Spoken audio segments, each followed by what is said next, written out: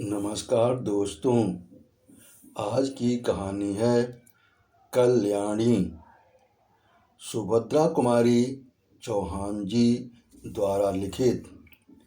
विवाह के बाद नववधू को लेकर जब बैरिस्टर राधा रमण घर लौट रहे थे तब रास्ते में ही एक रेल दुर्घटना हो गई। कई बाराती घायल हो गए। दो का तो घटनास्थल पर ही अंत हो गया। मरने वाला एक लॉ का विद्यार्थी था और दूसरे थे स्वयं बैरिस्टर राधा रमण। मृत्यु के कुछ क्षण पहले एकाएक राधा रमण ने आंखें खोलकर चारों तरफ देखा। पास ही बैठे हुए अपने मित्र जयकृष्ण से कहा, कल्याणी को तुम्हें सौंपता हूँ। ये चाहे तो इसका विवाह भी कर देना, इसे कोई कष्ट न होने पाए। अधिक वे कुछ न बोल सके और उनका प्राणांत हो गया। घायल बारातियों के साथ नववधू कल्याणी को लेकर जयकृष्ण घर आए। 2 दिन पहले कल्याणी के सौभाग्य पर बहुतों को ईर्ष्या हुई थी। आज घर घर में उसके दुर्भाग्य की चर्चा थी। उसका मुंह देखता तो दूर सौभाग्यवती स्त्रियां उसकी छाया से भी डरती थीं। वे सोचती, ये स्त्री कितनी अभागी है कि इसके परिवार में तो कोई था ही नहीं। विवाह का कंगन भी न छूट पाया था और वैधव्य मुँह बाए निगल जाने को खड़ा हो गया। वरना क्या उसी दिन उसी ट्रेन में रेल दुर्घटना होनी थी। कुछ भी हो, घर घर बड़ी बूढ़ी स्त्रियों में यही चर्चा थी कि यह अपने सत्यानाशी पैरों से जिस घर जाएगी उसी घर में कोई दिया जलाने वाला न रह जाएगा। धीरे धीरे ये बात जयकृष्ण की पत्नी मालती ने भी सुनी। पति और संतान के लिए हिंदू नारी क्या नहीं कर लेती। उसके कल्याण के लिए अपना तन मन सभी कुछ निछावर कर सकती है प्रसन्नता से। और जिस बात में उसके किंचित मात्र भी अहित की शंका होती है वो काम हिंदू नारी कभी कर ही नहीं सकती। मालती का जी अंदर ही अंदर घबरा उठा। वह क्या करे। उसे तो अभागिन कल्याणी पर भी दया आती थी, किंतु जिस दिन जयकृष्ण का जरा सिर दुखता था, बच्ची उपमा जरा भी अनमनी हो जाती, उस दिन ऐसा जान पड़ता जैसे कल्याणी का दुर्भाग्य मुंह खोले उसे निगलने को दौड़ा आ रहा है। पर उपमा को ये अपनी चाची कल्याणी बहुत अच्छी लगती थी। कल्याणी के आने के बाद उपमा सदा उसी के पास रहती, खेलती, उसी के हाथ से नहाती और दूध पीती। रात में सो जाने के बाद ही मालती उसे ले जा सकती थी। वह बालिका जागते में अपनी चाची को छोड़ना ही ना चाहती थी। मालती को ये बात पसंद नहीं थी। वह नहीं चाहती थी कि उपमा उससे इतनी हिल मिल जाए। दबी जबान में उसने कई बार पति से कहा, कल्याणी को कहीं भेज दो। किसी की जवान विधवा आज 6-6 महीने से अपने घर में है, लोग क्या कहते होंगे। और जयकृष्ण सदा हंसी में टाल देते, तुम क्यों घबराती हो, कहने वाले मुझे ही तो कहेंगे। विधवा जवान हो या बूढ़ी, तुम्हें तो कोई कुछ भी ना कहेगा। किंतु जिस बात से मालती सबसे अधिक डरती थी वह बात जयकृष्ण से कभी ना कह सकी। वह कैसे कहे कि वह भी इन बूढ़ियों की बात पर विश्वास करती है। उसे रात दिन अपने पति और बच्ची के अमंगल की आशंका बनी रहती। धीरे धीरे 7 महीने बीत गए और जयकृष्ण कुछ भी निश्चय न कर सके हुए कि वे कल्याणी के लिए क्या करें। एक दिन नगर के किसी प्रतिष्ठित व्यक्ति के मर जाने से ऑफिस बंद हो गया और वे समय से पहले घर आ गए। नीचे कोई न था, ऊपर उपमा की आवाज आ रही थी। सोचा वे लोग ऊपर होंगे। ऊपर गए, सीढ़ियों पर चढ़ते ही देखा कल्याणी नहाकर बाल सुखा रही है। खूब लंबे घने काले केशों के बीच गोरा गोरा मुंह बिल्कुल चांद सा लग रहा था।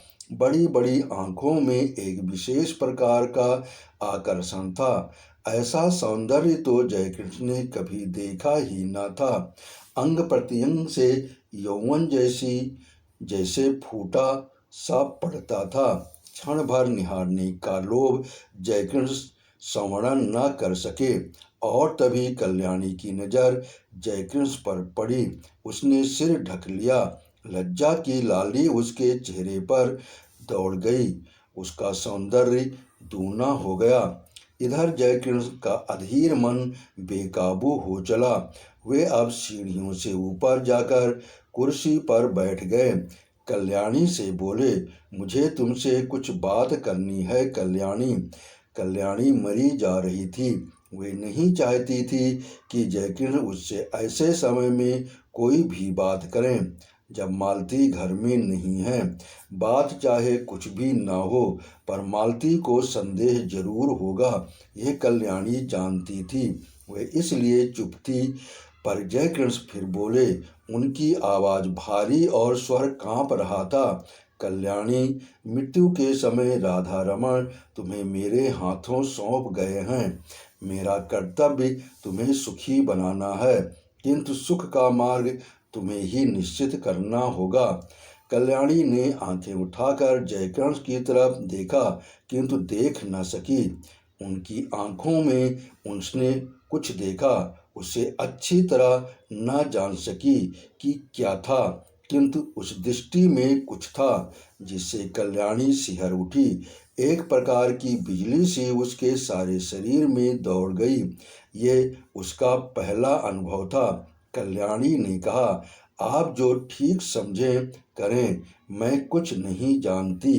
अच्छा होता कि आप बहन जी के आने पर मुझसे बातें करते। वे सुशीला बहन जी के घर गई हैं। अच्छा, उनके आने पर ही मैं बात करूँगा, कल्याणी कहते हुए जयकृष्ण बाहर चले गए। मालती को ये बात मालूम होगी या स्वयं कल्याणी कह देगी, किंतु अगर आते ही उपमा ने कह दिया कि बाबू चाची के पास ऊपर बैठे थे तो तुरंत तूफान खड़ा हो जाएगा। इसलिए कल्याणी उसे कहानी कहकर बहलाने लगी। कल्याणी को लेकर कभी घर में तूफान खड़ा हो जाता, तब उसका जी चाहता था कि धरती फटे और वो समा जाए। वो नहीं चाहती थी कि वो उनके सुखमय जीवन में विषाद का कारण बने, इसलिए सबसे छिपी छिपी रहती थी। वे यही चाहती थी कि किसी को उसके अस्तित्व का पता ना लगे। अभागिन नारी, जिसे परमात्मा ने सौंदर्य देते समय इतनी उदारता दिखलाई थी, उसके भाग्य में सुख का एक क्षण भी न लिखा था। सुशीला के यहाँ मालती को बहुत सी बातें सुनने को मिलीं। सुशीला की सास ने यहाँ तक कहा, दुल्हन, तुम्हें तो अभी अच्छा लगता होगा, सहेली मिल गई है, पर वह कुलच्छनी है, तुम्हारा घर भी चौपट कर देगी। उस छूत को निकाल बाहर करो। मालती निश्चय करके लौटी थी कि आज वह जयकृष्ण से जरूर कहेगी कि अब वह कल्याणी को अपने घर में न रख सकेगी। बहुत दिन रह चुकी। लौटते ही उसने देखा कि जयकृष्ण कमरे में लेटे अखबार पढ़ रहे हैं। उसने अंदर आकर घंटी की बटन दबा दी। उपमा सो रही थी। कल्याणी नीचे आई। मालती ने उसे चाय तैयार करने को कहा। सोचा चाय पीने के बाद कहूँगी, किंतु रहा न गया। दफ्तर पहुँची। जयकृष्ण ने अखबार रख दिया। पति का वे बहुत आदर करते थे। मालती पास जाकर बैठ गई। बोली, मैं अभी सुशीला के घर गई थी। सब लोग इस बात से बहुत असंतुष्ट हैं कि हम लोग कल्याणी को अपने घर में रखे हुए हैं। वे लोग कहते हैं कि उसे कहीं और भेज देना चाहिए। जयकृष्ण की भ्रुकुटी टेढ़ी हो गई। उन्होंने कहा, तो जाकर उसे हाथ पकड़कर निकाल दो।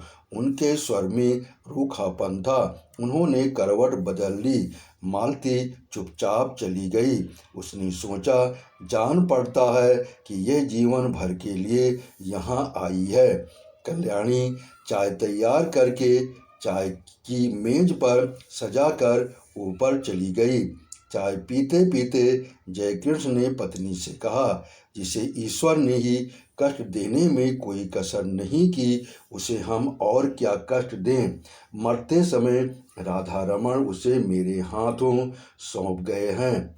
कुछ दिन और बीत जाने दो।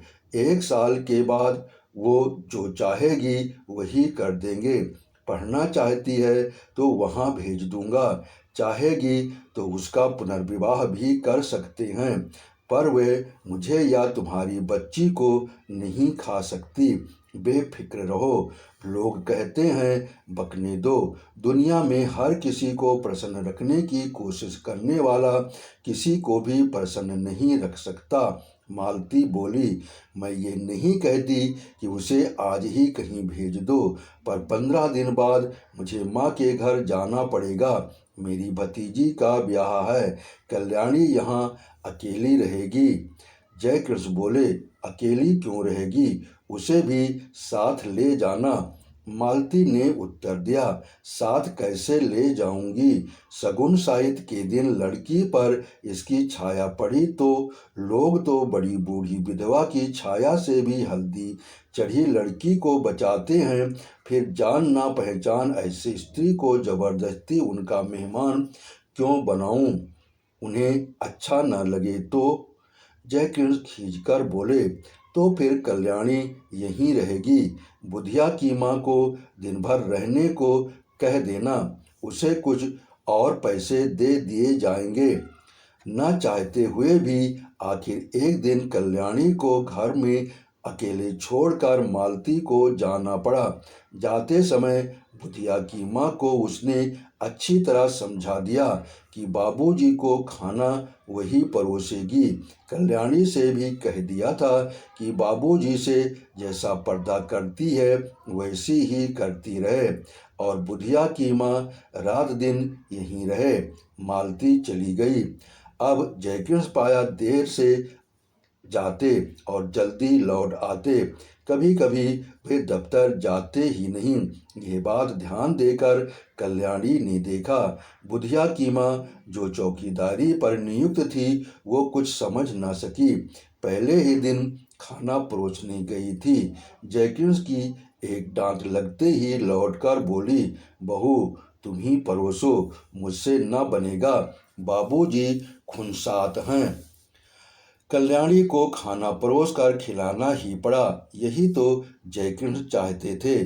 खाना खाते खाते जयकृष्ण बोले, कल्याणी तुमने अपने भविष्य के विषय में क्या निश्चित किया है? कुछ कहोगी? कल्याणी संकोच के साथ बोली, मैं क्या निश्चय करने लायक हूँ? मुझे दुनिया का अनुभव ही क्या है। गांव में विधवा मौसी के साथ रहती थी। एक दिन वहीं सुना कि मेरा विवाह होने वाला है। किससे होने वाला है नहीं जानती थी। फिर आप लोग ब्याहने आए और जो कुछ हुआ सब आपके सामने है। तब से आपके ही आश्रय में हूँ। आपको छोड़कर, आपके इस घर को छोड़कर कहीं कोई मेरा अपना नहीं है। सुना है विधवा मौसी भी अब इस संसार में नहीं है। फिर मैं क्या निश्चय करूं? आप ही कहिए। जयकृष्ण बोले, शादी होना न होना दोनों बराबर है, पति की तुमने अच्छी तरह शायद शक्ल भी न देखी होगी, पुनर्विवाह करना चाहोगी। कल्याणी बोली, पुनर्विवाह? विवाह से सुख मिलने वाला होता तो मेरे पति उसी दिन रेल से कटकर न मर जाते, कहकर ठंडी सांस ली। जयकृष्ण ने कहा, तुम्हारा ये ख्याल गलत है कल्याणी। जो कुछ होना होता है होकर ही रहता है, इसमें न तुम्हारा दोष है न तुम्हारे भाग्य का। मेरा तो विश्वास है कि जिस ईश्वर ने तुम्हें इतना रूप दिया है वो सुख भी देगा। हाँ, मार्ग तुम्हें स्वयं निश्चित करना है। तुम चाहो तो मैं तुम्हें पढ़ने के लिए किसी पाठशाला में भेज दूं। कल्याणी को हंसी आ गई, बोली, अब मैं बूढ़ी होने जा रही हूँ, छोटी छोटी लड़कियों के साथ बैठकर कैसे पढ़ूंगी, और पढ़ना आएगा भी मुझे? मैं तो निरी मूर्ख हूँ। ये हंसी ना थी, बिजली कौंध गई थी। जयकृष्ण ने कल्याणी को आज तक कभी हंसते न देखा था। वे सिर से पैर तक सिहर उठे। बहुत संभल कर बोले, कोशिश करने से सब कुछ आता है कल्याणी। फिर भी तुम खूब सोच विचार कर मुझे से शाम को अपना निश्चय कहना। शाम को भोजन के बाद रात को बहुत देर तक कल्याणी और जयकृष्ण बातें करते रहे। पहरे पर नियुक्त बुढ़िया पड़ी हुई खर्राटे भर रही थीं। कल्याणी ने कहा, पति को मैं प्रेम न कर सकी क्योंकि संयोग और वियोग में केवल 2 ही दिन का तो अंतर था। हाँ, दया भाव से ही प्रेरित होकर उन्होंने मेरा पाण ग्रहण किया था, इसलिए उन पर मेरी अपार श्रद्धा पहले से ही थी। वे अब भी हैं, किंतु प्रेम से तो मेरा प्रथम परिचय उसी दिन हुआ जिस दिन आप सीढ़ियों पर चुपचाप खड़े थे। आप विश्वास मानिए कि आपको मैं जितने श्रद्धा भाव से देखती हूँ उतना ही आपसे प्रेम भी करने लगी हूँ। फिर भी आपके साथ मेरा पुनर्विवाह असंभव है। क्यों कल्याणी, तुम्हें आपत्ति क्या है? भर्राई हुई आवाज में जयकृष्ण ने पूछा और कल्याणी के हाथ अपने हाथ में ले लिए। कल्याणी ने तुरंत अपना हाथ छुड़ा लिया और संदिग्ध दृष्टि से जयकृष्ण की ओर देखा। जयकृष्ण को अपनी भूल मालूम हो गई।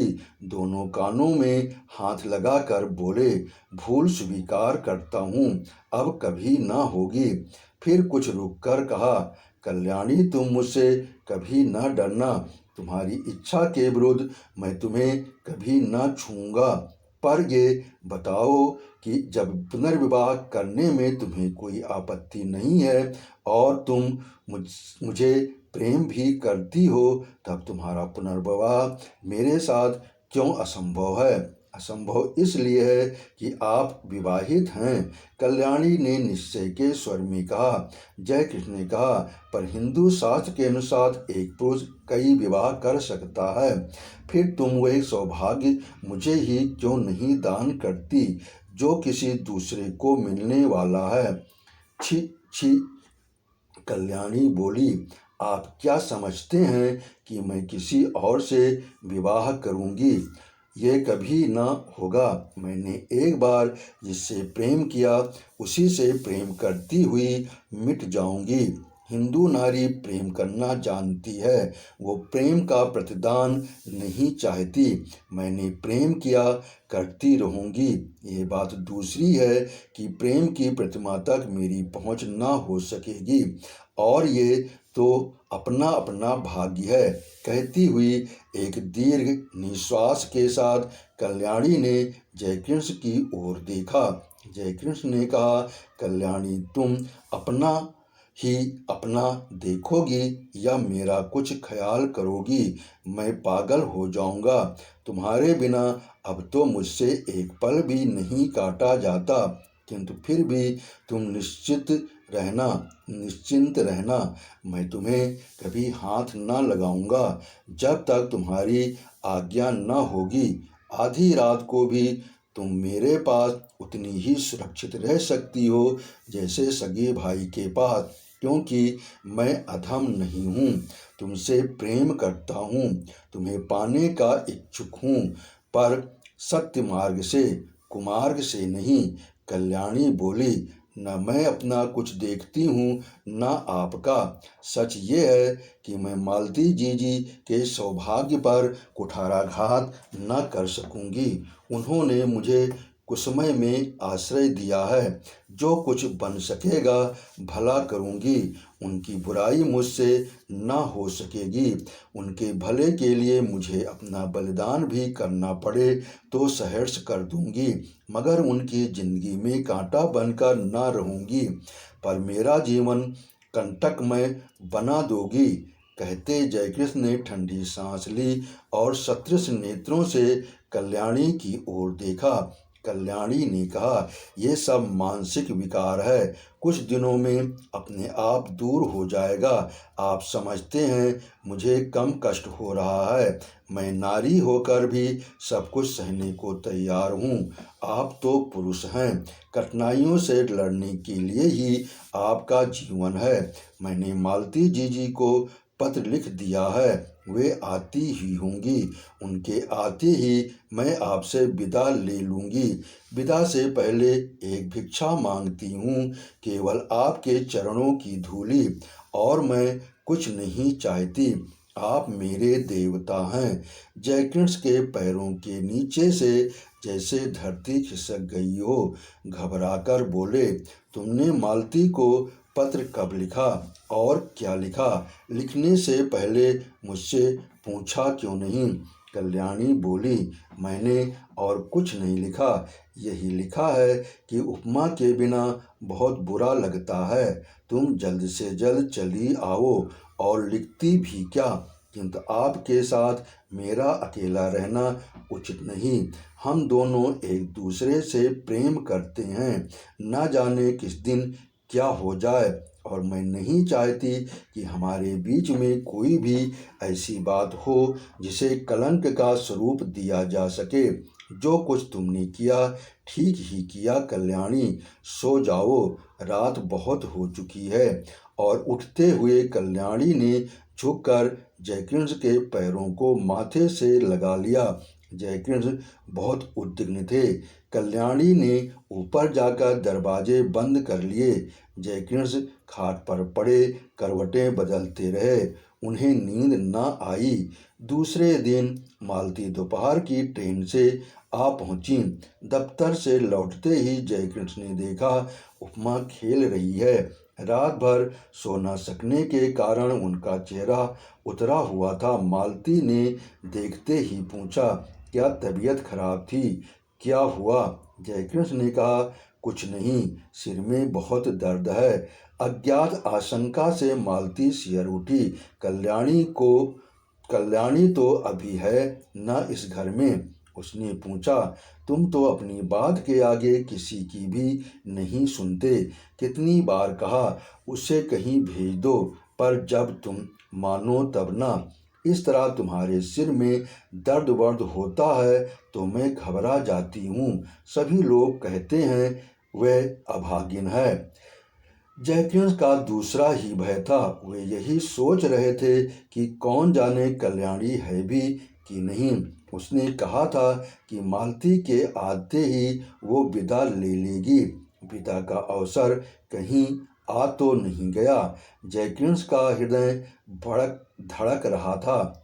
उन्होंने कहा, मैंने कल्याणी को एक पुत्रीशाला में पढ़ने के लिए भेजने का निश्चय किया है।